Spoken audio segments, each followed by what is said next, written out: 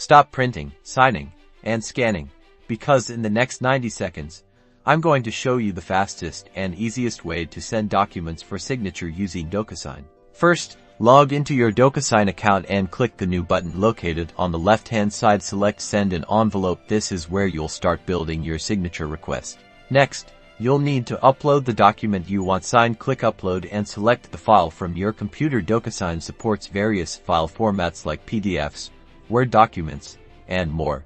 Now, it's time to add your recipients. Enter their names and email addresses in the designated fields. You can also set the signing order by dragging and dropping the recipients in the order you desire. You can also assign roles to each recipient, such as needs to sign, receives a copy, or needs to view. Choose the option that best fits each recipient's role in the document signing process.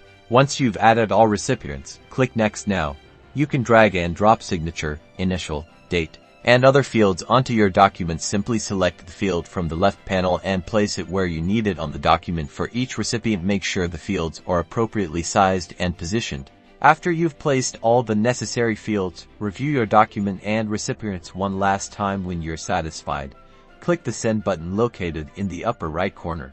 To track the progress of your document, navigate to the Manage tab. Here, you can see the status of your envelope, including whether it has been sent, viewed, signed, or declined. Your recipients will receive an email notification with a link to securely access and sign the document. They can sign from any device, making the process incredibly convenient. And that's it. You've successfully sent a document for signature using DocuSign. Don't forget to like this video and subscribe for more helpful tips and tricks.